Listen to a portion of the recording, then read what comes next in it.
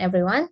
I am Anissa Dialazuardini, the Master of Ceremony for the Young Citizens Conference 2022 closing ceremony.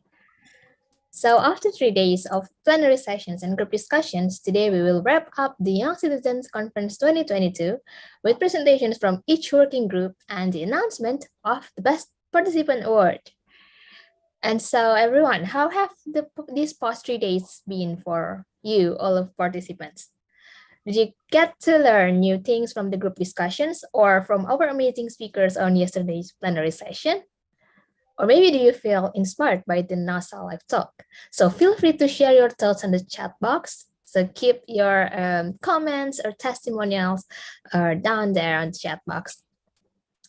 And so before we start your group statement presentations, I will invite our organizing committee president, Mrs. Tia Ratna Permatasari, to present a report of our activities for the last 3 days.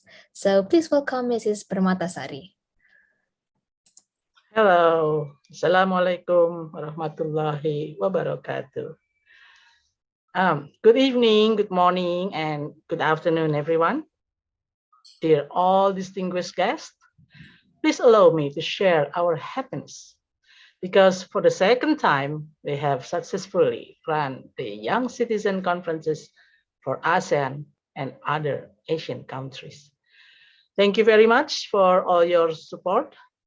Mr. Roberto Hidalgo, the president of Milset International and all staff, Mr. Adnan Almir, president of Milset Asia and all staff, distinguished supporting partners, the National Aeronautics and Space Administration, NASA, USA, Universidad Popular Autónoma del Estado de Puebla, UPAEP, Mexico, National Research and Innovation Agency, BRIN, Indonesia, Bank BNI from Indonesia, Purnomo Yusgiantoro Center, Indonesia, Indonesia Cyber Security Forum, ICSF, Indonesian Young Scientists Association, IYSA, and POSHA Observatory, Bandung.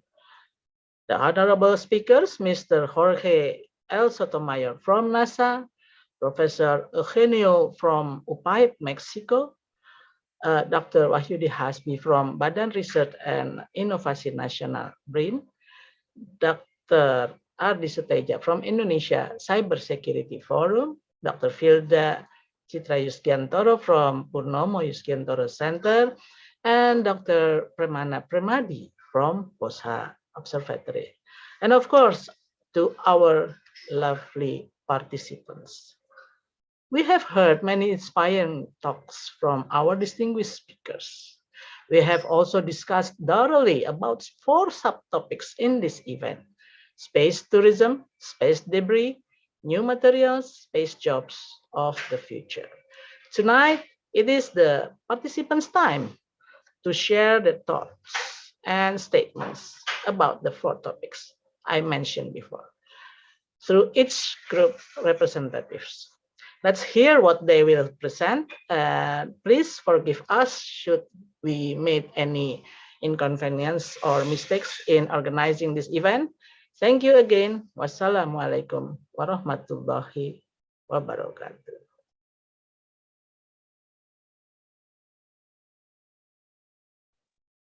Please, Anissa. Thank you, Mrs. Permatasari. I believe all participants are still excited for the last sessions of this year's conference. And now we will start the group statement presentations, and each group will have no more than 5 minutes to present their statements and recommendations. And I will remind you when you only have 1 minute left. So I will start from the Space Tourism Group. Who's gonna presenting?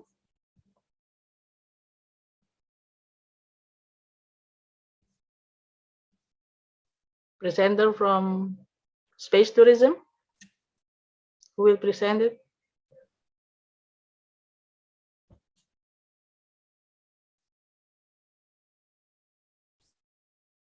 Could we share screen?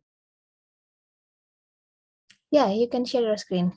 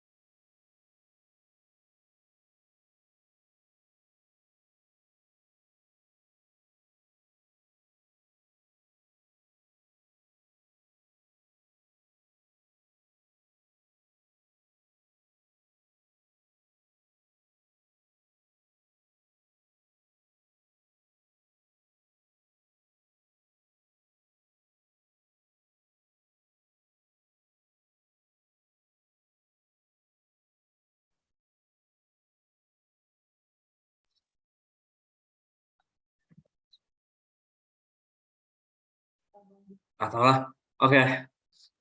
Hello everyone. Today we will present about space tourism. Could you please go to the next slide, please? Okay, let's get to know about space tourism. Next.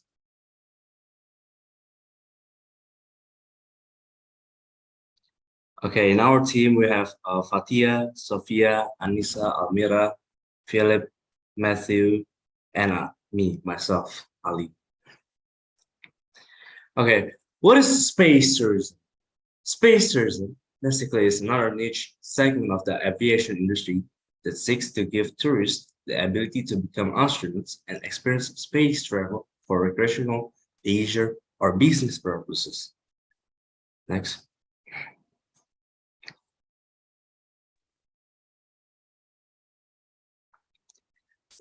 We are going to talk about the safety of space tourism. The space industry has known tragic incidents, which is arguably inevitable. Airplanes have a similar risk. Also, safety regulations need to be established by the institution that sent the tourists into space. It should conduct a similar routine as currently done among astronauts and researchers. One of the examples is health and well-being checkups. Continue. Okay, it will continue by Matthew. So here are some of the technology that could be helpful for us in the future of space tourism, and also just future technology that could boost the space tourism. First is the Hubble Space Telescope, the spacesuit technology, Kepler Space Telescope, actually in space observatory or telescope that is in the moon, multi-use rocket, tourism space station for purpose of tourists, moon base or tourism area on the moon, and space elevator.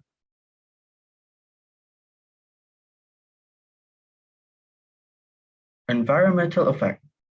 First, effect on the human body. Other significant effect includes a slowing of cardiovascular system function, decreased production of red blood cell or space anemia, balance disorder, eyesight disorder, and change in the immune system. Second, space shuttle ozone hole. So far, the only direct measurement of the effect of rockets launched on chemical process in the atmosphere come from the space shuttle era. Third, worse than geoengineering. Influence on minuscule change in the chemistry of the air tens of miles above Earth on climate and weather pattern on the ground black carbon or soot emitted by rocket burning hydrocarbon fuel is of particular concern.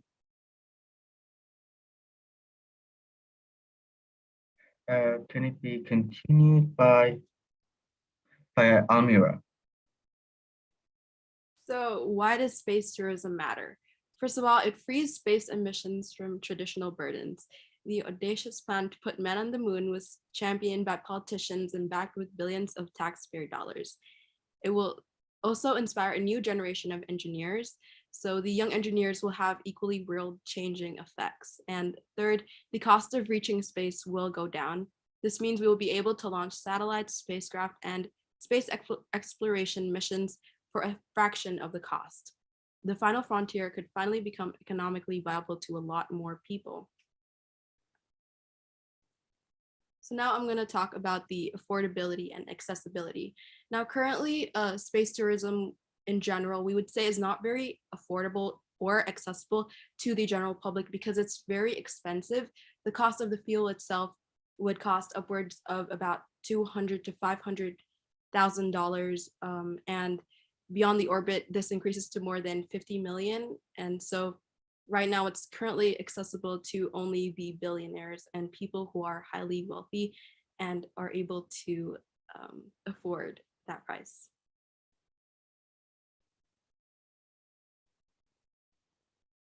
Now we'll talk about the future of space tourism and kind of our hopes about how space tourism will look like in the future. Right now, there are companies that are trying to make space tourism feasible, like for example, SpaceX, and this has shown great development so far. And I guess there's a lot of people who are currently interested in the possibility of space tourism. Second, the technology. The future of space would bring many new technology to help us explore it because of friendly competition from the private sector. And third, the vehicle. The future space vehicle would be environmentally friendly. We hope that it would become more accessible to many people because, as we said before, there's a lot of like environmental risks when it comes to space tourism because of the amount of carbon footprint, for example. And we hope that in the future there's new development to the technology which would help it become more environmentally friendly and decrease carbon footprint.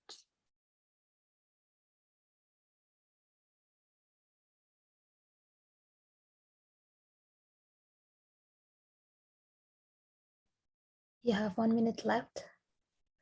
So now what again, like to sum up our expectations, we hope that this technology would be fun and adventurous for a lot of people. I think there's just a lot of anticipation for the industry because of just the growing popularity and people's this excitement for space tourism because it's something new and something that will change your outlook on life. So a lot of people are going to be really interested in space tourism, and we also hope that it will become more environmentally friendly because again it's one of the main downsides, I guess, to this industry. Thank you. Thank you, Space Tourism Group. There was a really great idea, interesting idea, insights, and recommendations. And so, yeah, I will continue to the second group from Space Debris Group. Allow me to share my screen. Yes, please.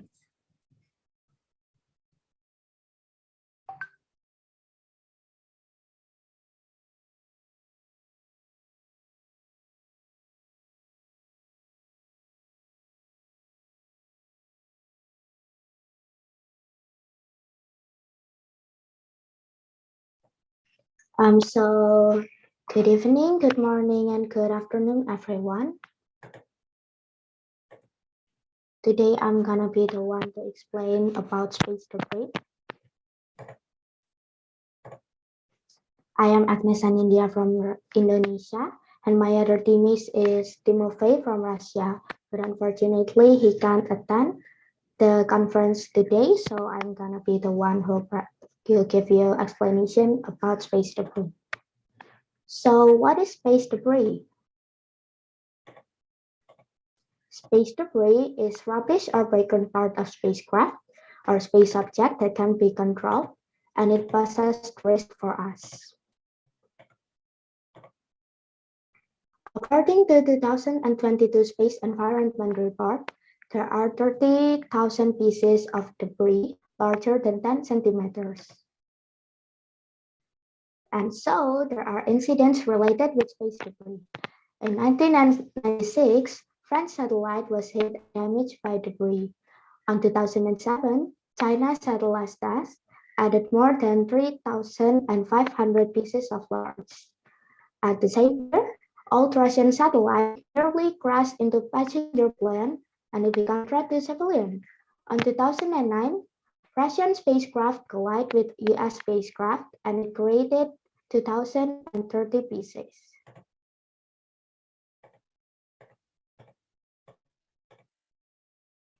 So here's the data. Since 1960 to 2022, there has been escalating space debris, and it has reached 20,000 space debris for all.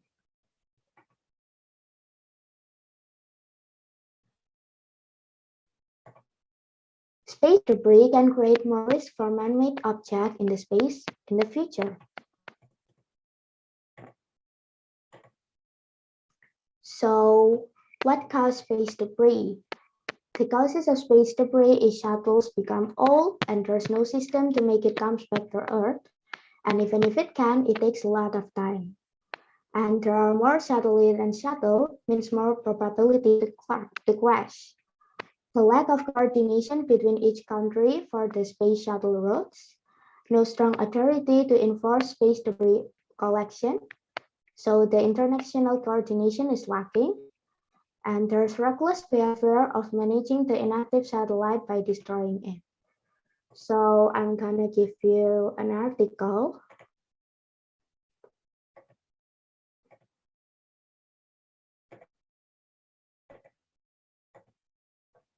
So here's the article. I might give you the link in the chat so you can read it later. I'm gonna briefly summarize it. Russia's latest anti-satellite test has created more than 1,500 pieces of space junk, and this forced astronauts on the International Space Station to shelter for about 2 hours in two spacecraft that could return them to Earth in the event of imminent collision. So, it is clear that clearing those debris is not the solution. We can't destroy it in the space, so we have to bring it back to the Earth. So what is the issue? First, it become threat to another active satellite, and it become threat to human living on Earth. It can fall down from the sky, and it can damage the building in there. It become risk to human on space, such as those who is working in International Space Station. And it's an exponential problem. The more debris, the more it risk. So the future space program will be in jeopardize. So what is the solution? The goal is reducing the number of space debris and manage the space debris retrieval. So we can create collaboration and we can create safe retrieval of space debris.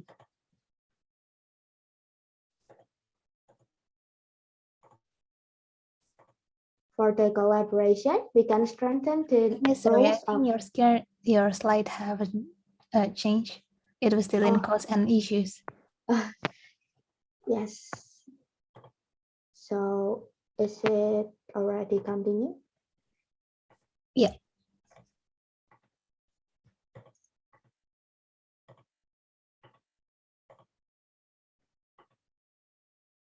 So how can we resolve this? So our goal is reducing the number of space debris and manage the space debris retrieval for the future. We can create collaboration and we can do safe retrieval of space debris. As for the collaboration, first we can strengthen the roles of United Nations for Outer Space Affairs, or UNOOSA. We can make regulation to make sure the space debris or satellite is more sustainable. So the more resilient it is, the more its capability to come back to Earth actively. And we can create standardized guidelines for each country to retrieve the commissioned space. As per the safe retrieval, we can limit the generation of debris during regular operation. We can minimize the possibility of destruction during flight operation. We can avoid international destruction of other harmful activities, and we can limit of the long-term existence of spacecraft and orbital stages of launch vehicles in the region of low Earth orbit. So about the relevant stakeholders, we can create collaboration between countries. For the International Authority, or UNOOSA, with major actor countries, such as European Space Agency, United States, Russia, China, and India. Between that, we can make collaboration between government and private manufacturers, such as SpaceX, Orbital Assembly Corporation, and Orbital Space Tourism.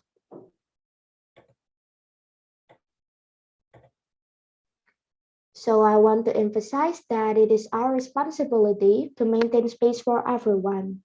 The more risk it is, we can give access to people foresee the space itself, such as space tourism or colonizing other planets. So please solve this problem together. Let's take responsibility of cleaning space debris together. That's all, and thank you for listening. Thank you, Agnes. And space debris team. Yeah, it was very inspiring and strong message at the end. I like it. So I will continue we still have two more groups. So I will call the new materials group for the next presentation.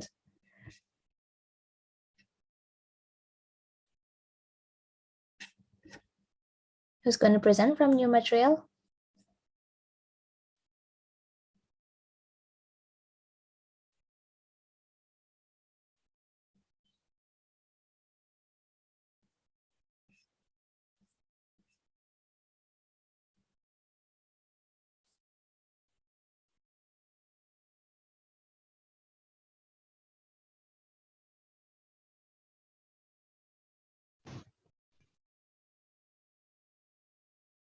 All right. Hello, everyone. Good evening, good morning, and good afternoon. First of all, I would like to thank the host and facilitator of this Young Citizen Conference event, and we also like to thank NASA for this rare opportunity. Now, we would like to present our presentation about new materials.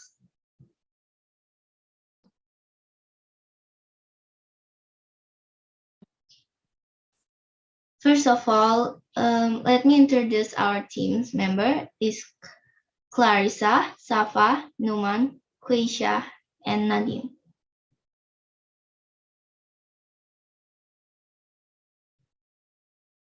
Today we are discussing about advantage and disadvantage, how or where to get new materials, transportation of new materials, and impact on economy. I'm going to give this slide to Safa.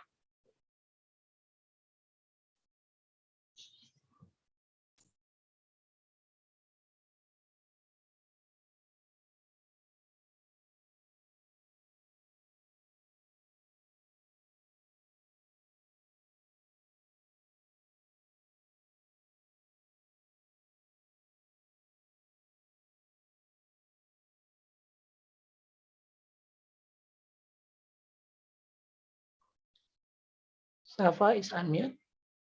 Unmute, please. We cannot hear you. Safa, please unmute.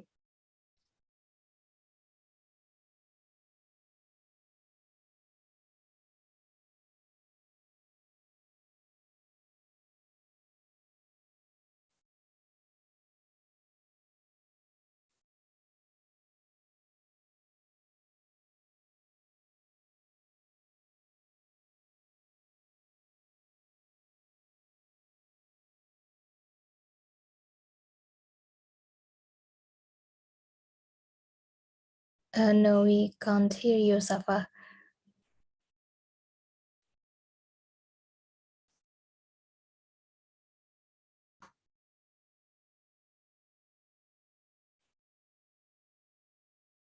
Can you try to use another microphone? Or maybe sign in from another gadget?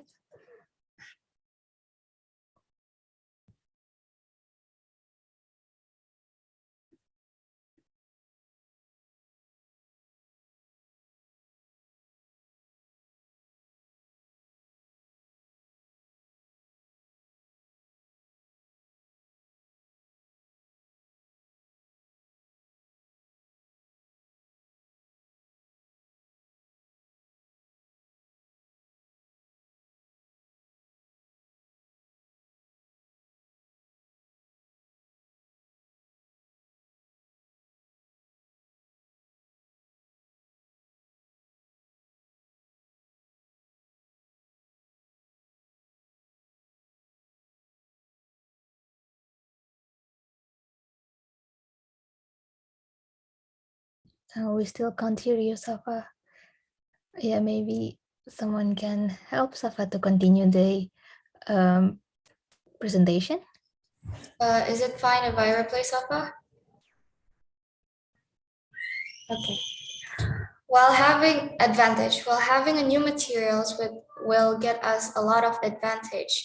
It could also lead us to a disadvantage. The advantage is that we could make new inventions from the new and maybe better materials. We could make a much more safer spaceship. For example, a new source of energy, a stronger type of metal. You could also make a huge profit from it. Also, new fuel material is pretty good too. Fuel in transportation cause pollution. Maybe there is an alternative fuel from outer space that doesn't cause pollution.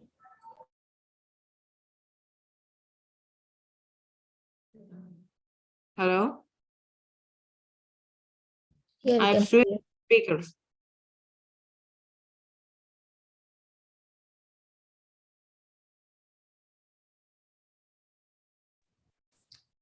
Disadvantage. There are a lot of risks encouraging a dangerous material.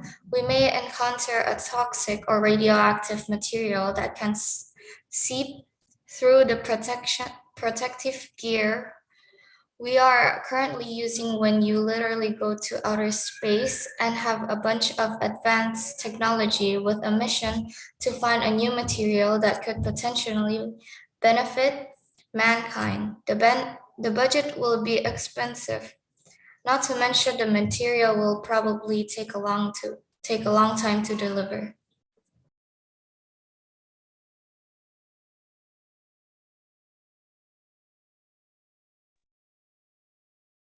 The advantage are better materials, new knowledge, economic profit, and new fuel source. The disadvantages are expensive budget, risk of encouraging dangerous situations, and long material delivery time.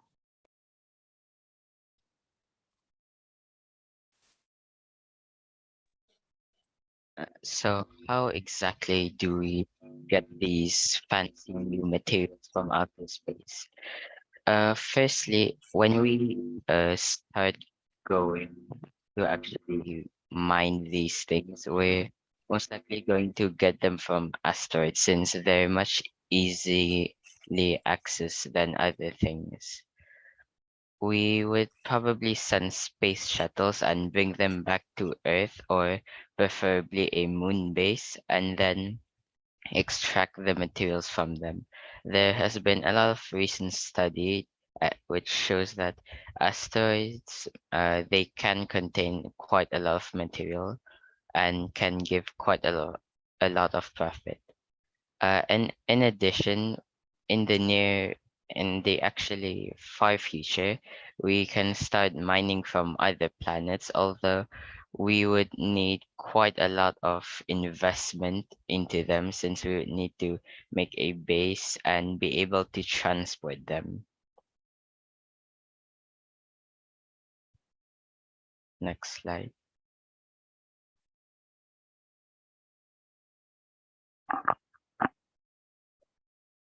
And speaking of transporting these materials, we can be doing this using a variety of methods. One of them is new technology, be one of them being a skyhook. A skyhook would allow space shuttles to travel farther from planet to planet by providing kinetic energy to them without using any fuel, which would in turn save a lot more fuel.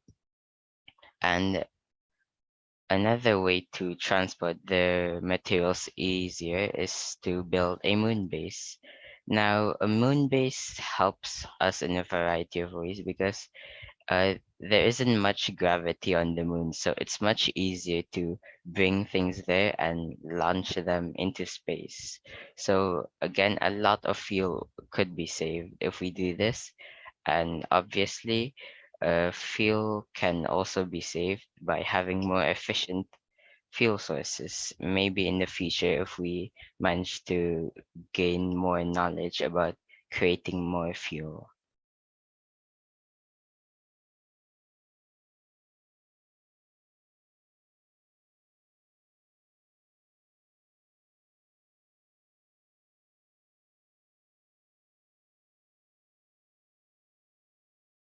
Impact on economy.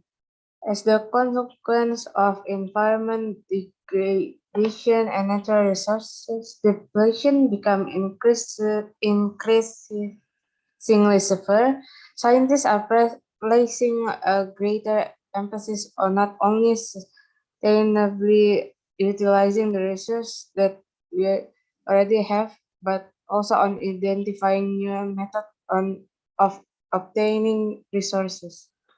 For example, scientists are pursuing novel but continuous resource but contentious resource extraction techniques such as fracking. Some suggest asteroid mining. Others propose many times the first sustainable effort to enable exploration and development of asteroid mining came in 2012 from planetary resources. A Seattle-based air, aeros, aerospace company Planetary Resources were then closely followed by a similar company, Deep Space Industry.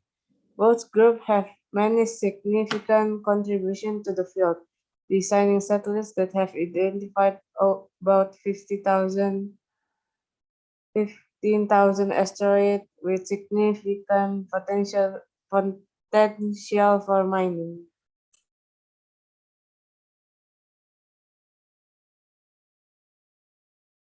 Opportunities in asteroid mining. Generally, asteroid mining remains hypothetical, most because of cost, while specific estimates of the cost commercial mining remains unclear.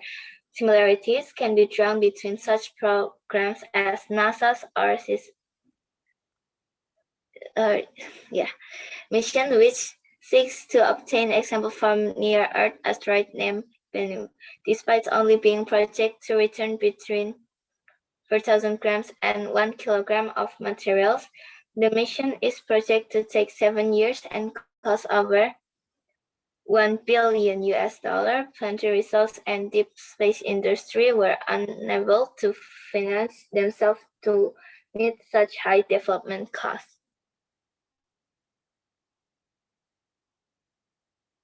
Next slide.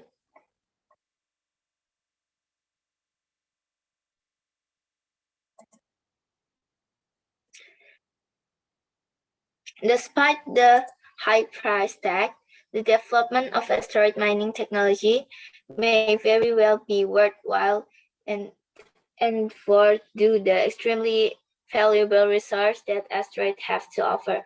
For example, AstroRank, which means measure the potential value of over 9,000 asteroids that NASA currently tracks, that determined that mining are top 10 most cost-effective asteroids. That is, those are both closest to Earth and greatest in value, would produce profit around 1.5 trillion US dollar. One asteroid, 16 pieces, and have reported to contain 700 quintillion US dollar worth of gold.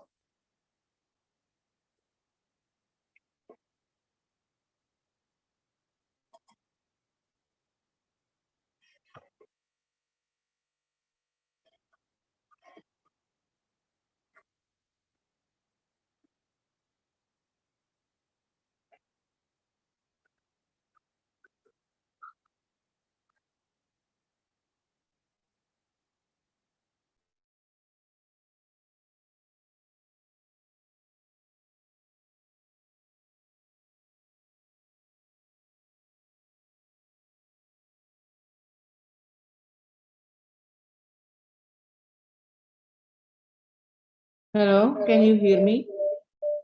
This is me from my new laptop. Another lamp. Yeah, I can hear Yes, we you. can hear you, but it's a bit echo. Yeah. So I'm gonna be reading this one.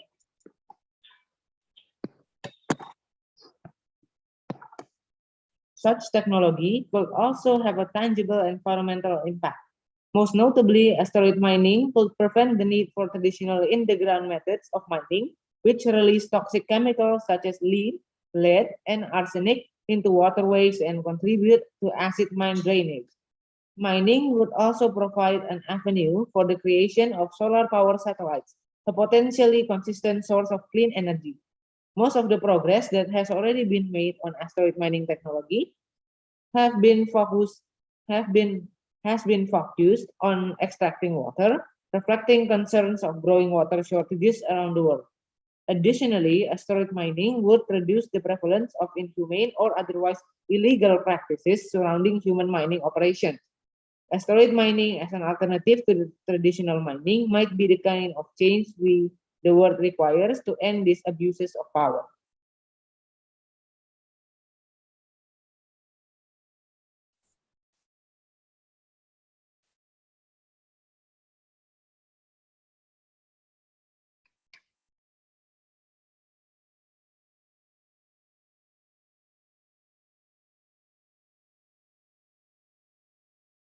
Okay, me again. Economic impact. Perhaps the most apparent impact of asteroid mining will be on the global economy. On one hand, it would produce significant wealth for individuals, with astrophysicist Neil deGrasse Tyson, among others, even claiming that the first trillionaire will be an asteroid mining mogul. To this end, some argue that promoting asteroid mining technology could also be the key to developing a future space economy, ranging from tourism to settlement. However, many experts argue on the flip side that asteroid mining would quickly destroy the economy of global raw materials, currently valued at about $660 billion.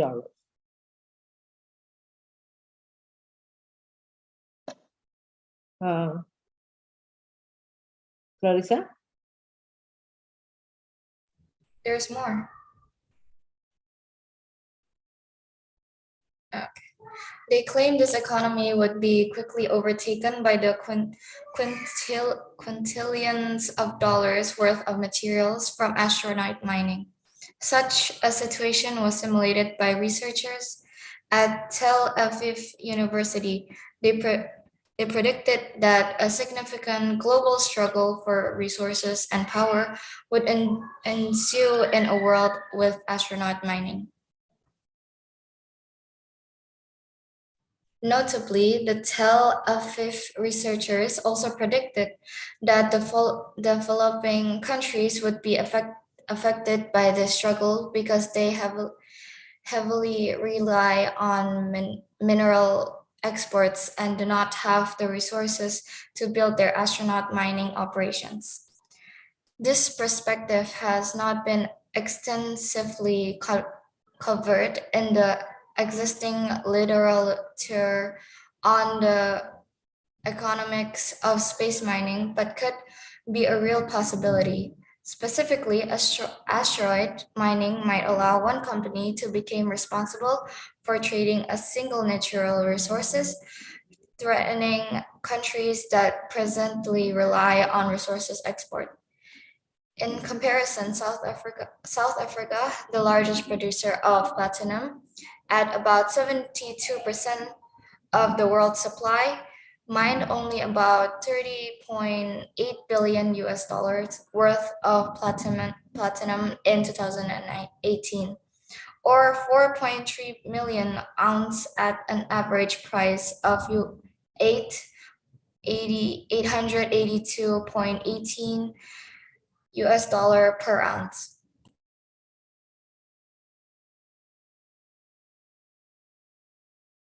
South Africa has greatly benefited from the use of its platinum as well as its many other mineral resources, with the industry employing over 451,000 people and comprising 8.2% of its GDP.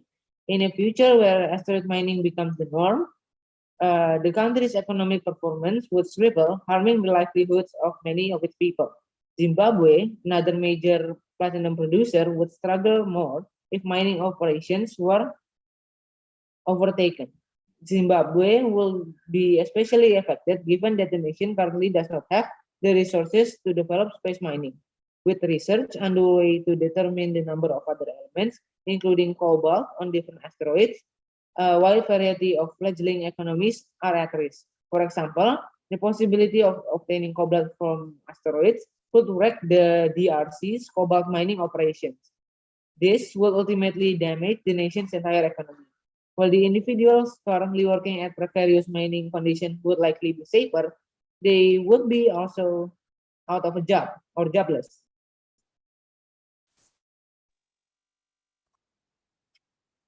Even more importantly, the people losing their jobs, particularly low-income workers who do not have the skills for asteroid mining, would not be able to gain employment in the asteroid mining industry. Thus, there would be a permanent loss of these important low-skilled jobs for people in dire need of income.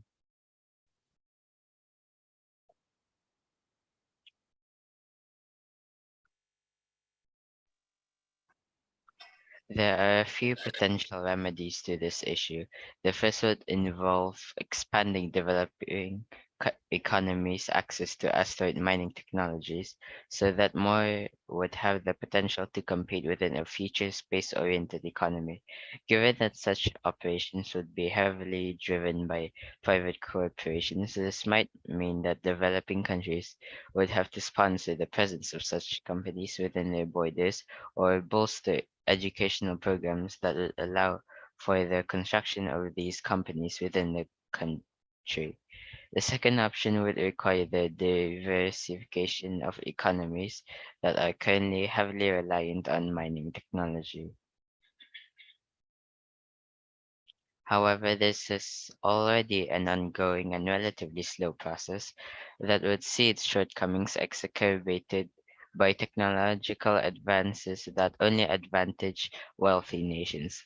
As suggested in the Tel Aviv University study, a third solution would be to develop a mechanism by which wealthier countries that use the technology would compensate less wealthy countries. This would ensure that if even asteroid mining became possible, materials could only be produced at a comparable rate to current production, and this would most likely decrease the likelihood of a tragedy, but also deplete the availability of resources.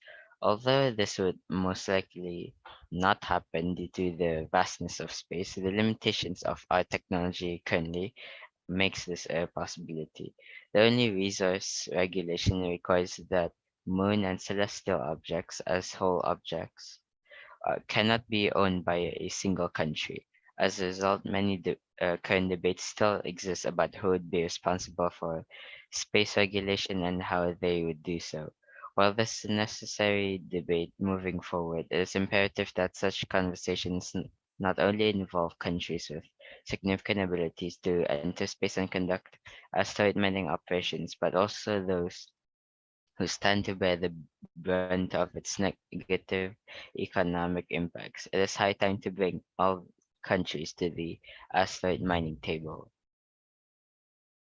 Thank you for listening. Thank you, New Materials Group. So yeah, it was very comprehensive information. And so for the last group, we will have a space jobs team. So yeah, I'll let you guys present. Am I audible? Yeah, we can hear you.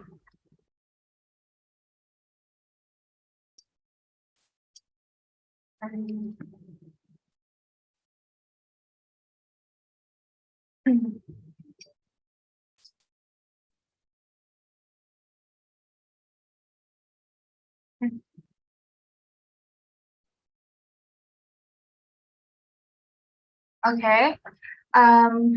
Wait, you guys can hear me, right? Yeah, we can hear you. Okay. Hi, everyone. My name is Aurel, and today I am here as a representative of Space Jobs in the Future for the subtopic for this conference.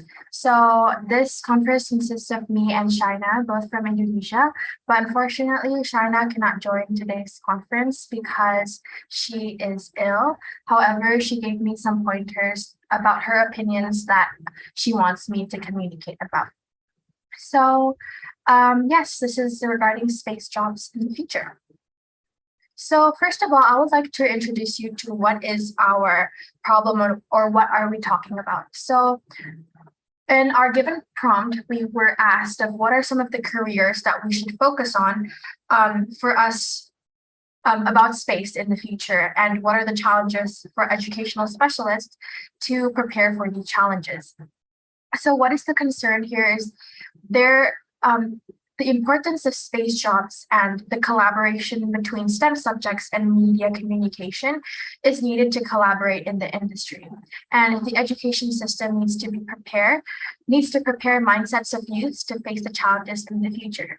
So regarding space jobs in the future, what we're talking about here is what are some of the careers that we need to focus on. Like in space industry, there are many careers like space engineering, space biology, mining, and even media and communication. And in our conference, we discussed what is the career that we need to focus on. The next thing we need to discuss is the education system. How are we going to prepare youth to face the challenges and pretty much approach the space industry? Okay, before I continue with our discussion, I want to talk about the future. During our discussion, we talked about this and this happening in the future, but what does future actually mean? So in our discussion, we talked about how it is endless because it can be 10 years from now, it could be 30 years from now, or it could even be 100 years from now, and it goes a long way. But most of our discussions usually are specified to what can we do now and what can we do in the future, like 10 years or even 5 years from now on. So the first career that we think is super important, or specifically what we need to focus on, is space engineering. And I'm pretty sure everyone here is aware of what is space engineering. Space engineering is the basis of the space industry because how we are going to get there in the first place depends on space engineering. Space engineering deals with, our rockets, our technology, because space is so revolved around technology. It is such a significant or important aspect of the space industry, and everything revolves on technology, which is why space engineering is super important and one of the careers we need to focus on, specifically creating the new technology and how are we going to get there? These are just some of the pictures of space engineering now. Like we have satellites here that we use so often in our daily lives. We have rockets, with amazing machineries, scientists, and engineers working behind them. And another thing I want to emphasize is space engineering is such like the basic of space industry that space industry wouldn't even exist without engineering. So it is such an important career that we should focus on. And I think youths now, there are many people, I'm pretty sure some of you guys here are interested in engineering and you would want to be an engineer in the future. So yeah, it's really important to find new technology, find new ways, new devices, gadgets of the things that happen in space. Next thing is space biology. I think this is really important as well because it goes along with space engineering. Because while we are going to go to space, we have to prepare how our bodies can adapt. For instance, we go to space, but our bodies can't even go out of the rocket. How are we going to, we need to think about that. We need to think far. So yeah, I think space biology, like space medicine, it goes along space engineering because while we are building our infrastructure, we also have to prepare how our bodies can adapt. And me, as someone who is interested in the field of biology, I think it's such an interesting field because you get to explore a new environment so different from Earth. And you can even find new species and even new materials or even new medicine that not only works out of space, but also maybe even on Earth. This is just some pictures of space medicine or space biology now. We have some of these brave astronauts that are working out of space, and this person is, checking his eye, and this person is, compressing a leg. if I am not mistaken. So yeah, the importance of space medicine is so relevant in the space industry, because while everything could work, if our bodies can't work, then what's the point? Okay, the next thing we're going to be talking about is media communication. So I think this is really important because space I feel like is so subjected to STEM only, but media communication is so important because we need to document everything and we need to communicate to the people. Because even though it is not as significant as like space engineering or space biology, it is just as important to communicate what's going on. We want to be 100% real, 100% true. And I don't think the government should be like secretive about our space exploration. And I think we all should be 100% true of what's happening and what are the new findings, because as people, we want to know everything that's going on. And that is why I think media communication is also important, and they need to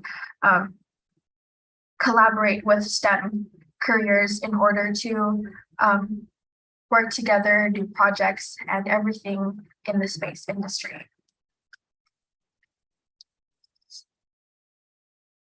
So what is the challenge for educational specialists? So what I'm talking about here is about space education. And pretty much what we're talking about here is what is the curriculum, or how are we going to prepare? Because we as youth, we are not subjected to like space education, right? I'm pretty sure in Indonesia specifically, there isn't a subject dedicated to space because it's still something we call like a possibility. And with space education not a thing yet, we have to prepare a new curriculum in order to prepare youth to have the mindset and proper knowledge into the space industry.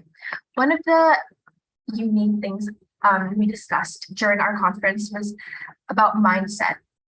And we were talking about mindset of flat earthers, because I'm pretty sure you guys know the debate between the shape of the earth that's sphere and the shape of the earth that's flat. And during that discussion, I pointed out that there are people who believe in flat earth because mostly they are people with religious beliefs, because it is mentioned in the Bible and such. But there are also like actually some people that believe in flat earth because it's like a meme in social media, or it is subjected, or it's like a funny like thing in the internet. So yeah, I think that's also one of the interesting things that we talked about, is we need to filter out these things because we want the future generation to actually have the proper mindset of space, and not only like knowledge wise but also like personality wise. I mean, like, you need to have bravery, you need to have that curious attitude about space, and I feel like not that it's lacking in this generation, but I think it should be built up more. And proper knowledge means like, all the STEM subjects, all of the chemistry, the physics, that is also really important. And I think the awareness, building awareness is also really important, because we want everyone, not just youth, but everyone, to build the awareness of that there is a possibility that we could even go to space, and building that awareness is super important in the curriculum. So yeah, talking about the curriculum, the new curriculum should be released by the collaboration of the government, international organizations, education ministers, maybe 5 to 10 years from now. This is evident in building the knowledge for youth. And what I mean by this is that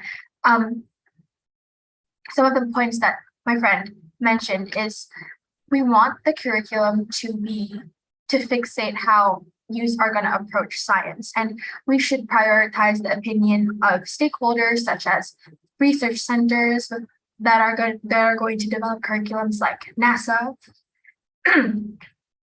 for example. And it is not urgent, right, to like in the forthcoming years to develop the program, simply because we are in the midst of recovery of recession, especially during this pandemic era, and economical recession, especially in developing countries like Indonesia and other ASEAN countries. We don't have that budget And we have other priorities, like for example, in Indonesia, we have other priorities, infrastructure, employment rates, and etc. And space education might not be the utmost priority as of now. So if we're looking at maybe 10 years from now on, 20 years from now on, it could actually be an actual branch of subject like space education or space, because it's important that maybe in the future, we need to prepare the mindset to be able to approach space. So talking about the curriculum again, it should consist of building awareness of wanting to know about space and what's happening. Fun fact, I think, again, building awareness isn't something that is in public schools, but as someone who goes to an international curriculum, I think I've been taught by my teachers about building awareness of space, not only space, but like other things, but building awareness is super important in the curriculum. Next, of course, is the STEM subjects specified to space, physics, chemistry. We need that curriculum to build the knowledge. We also need to understand what is the proper media and communication. How are we going to document this to people? Are we going to be 100% true? Of course, but yeah, we need to understand how we are going to approach media and communication. Next is mindset building again, building the mindset, building the curiosity attitude, the bravery attitude, which is very important. Last but not least is what can we do now? As youth, we really do think building awareness is very important. And I think conferences like these really do open your mind to many perspectives and ideas. And I think communities should continue to collaborate together to build our knowledge and open new possibilities for space in the future.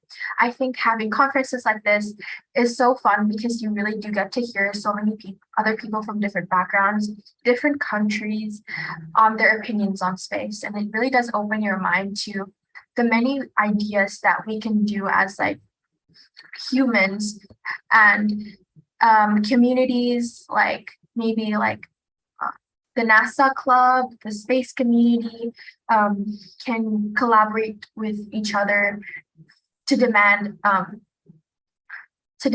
space exploration and the possibilities for space in the future. So that is it for the presentation. I hope you guys liked it. Thank you so much to everyone, and also the team for creating this conference. And yeah, thank you. Thank you, Aurel and Space Jobs team. So yeah, thank you all of the groups, all 4 groups for such great, inspiring, comprehensive presentations, and your ideas are really cool and refreshing. So I feel optimistic that your generation will bring our society to a better future. And so yeah, as Aurel mentioned that in the conference you had a lot of fun. I hope that you really had a lot of fun too during this year's conference. And now let's review our activities on the last 3 days that has been nicely compiled by the committee on the next video. Welcome to Young Citizen Conferences 2022, presented by Milesat and organized by Dr. Rabbit Science Inc.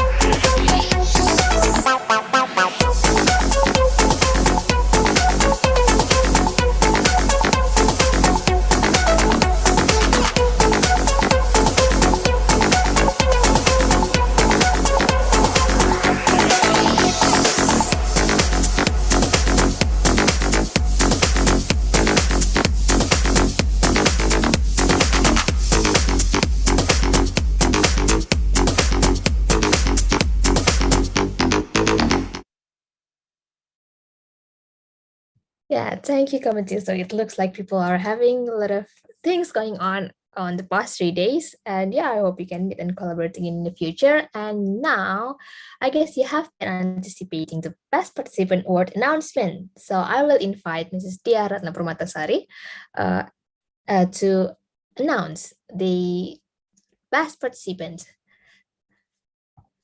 All right. Thank you very much, Nisa. Well, all of you have done very good job. Great. It was very good presentations I heard tonight. So thank you very much for all of your endeavor. You are the winner. All of you are the winner. But we need to decide the best participant for each group. Sorry. So it's not easy though.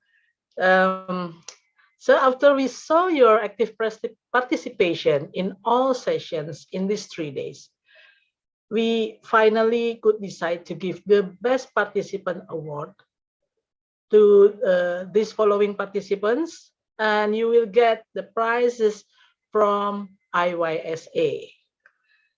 Could you please, the operator, could you please share the screen? Who will be there? Yes, for the space tourism, Matthew Yusuf Supriyarso, you will get prize free online registration to ISIF on November 2022. Congratulations, Matthew. Okay, next is from the space debris. Agnes Anindya.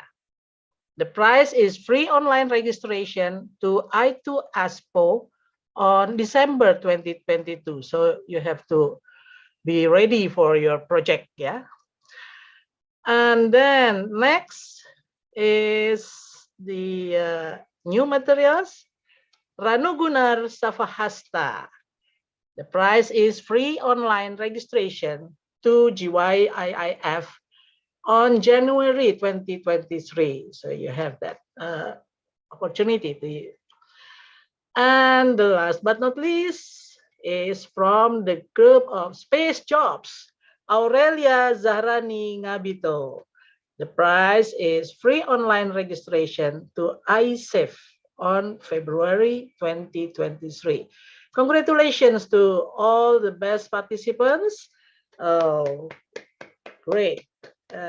Claps the hands. Okay. So maybe the operator can show all the best participants here. Could you please, Matthew? Okay, here. Okay, this is Ranu Gunar Safahasta from the new materials. This is the Agnes Anindya from Space Debris, Matthew from Space Tourism, and the last one is Space Jobs, Aurel Zarani from Space Jobs. Congratulations to all of you, and good luck. See you again at the. Can we take photo, please? Right, the competition. All right. Thank you very much.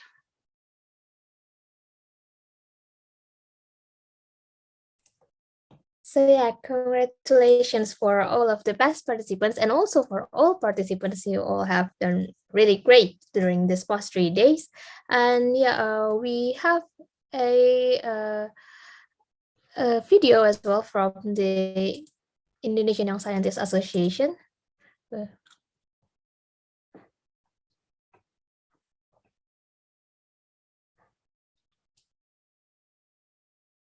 And we will watch the TVC from the Indonesian Young Scientists Association first before we close the this year's conference.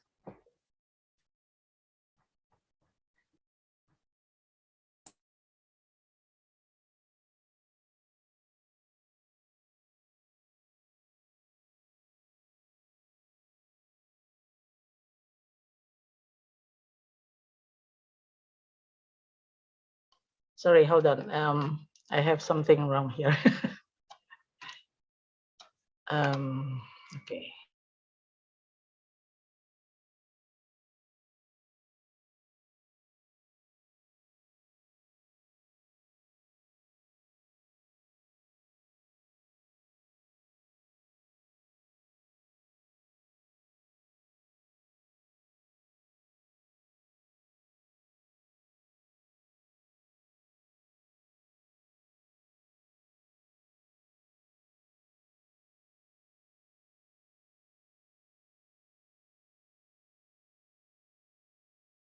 ASEAN scientists, do you know that in this year, 2022, IOSL will hold one of our biggest events in Bali? Can you guess what is it? This year, IOSL will be hosting an event called ISIF, or International Science and Invention Fair 2022. Also, for information, Indonesia has already opened borders for international tourists. So, if you are international citizenship wanting to feel excitement of ISIF this year and also want to enjoy the beauty of Bali Island, you can join ISIF this year. Mark your calendar because it's only 100 days left before ISIF 2022. So save the date and see ya! Okay, thank you. So yeah, just to remind you that there's 100 days for that conference. So yeah, prepare. And before we close this whole series of events, I would like to ask you to join for a big photo session. So can all of you turn on your videos before we hear the closing remarks?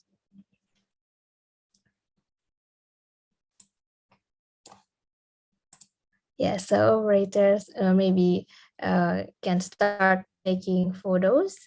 We have some more people are still opening their videos. We will wait for them.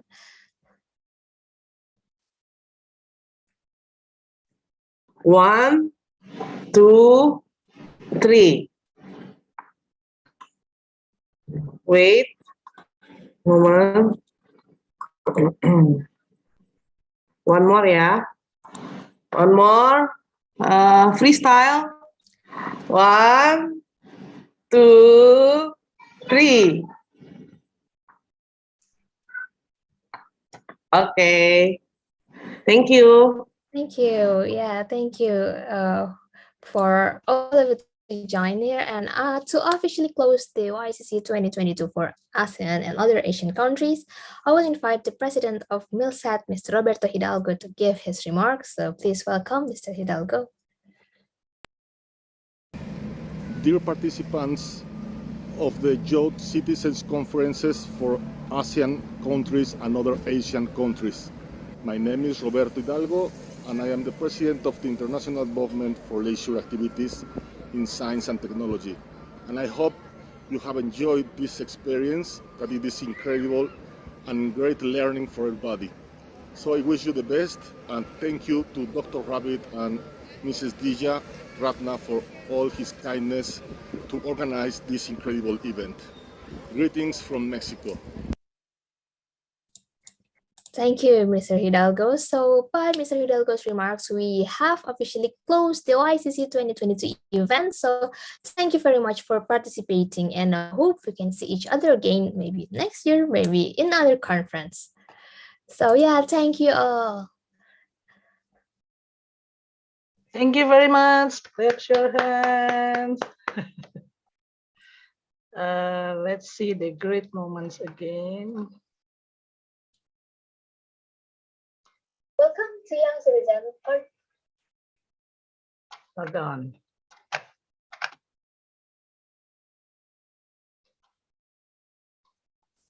Oh gosh. Say it again.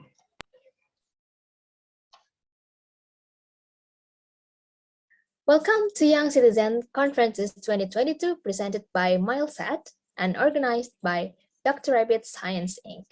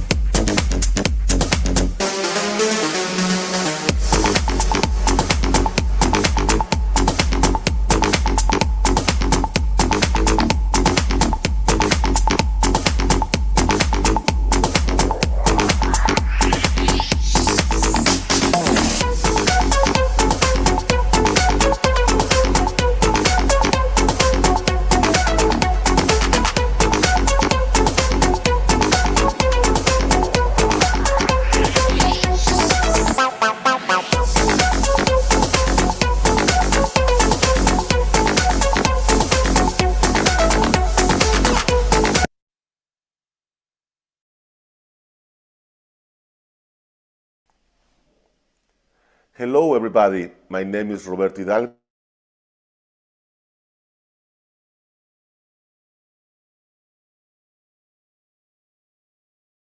Okay, see you again. Bye-bye. Bye. Okay, bye-bye.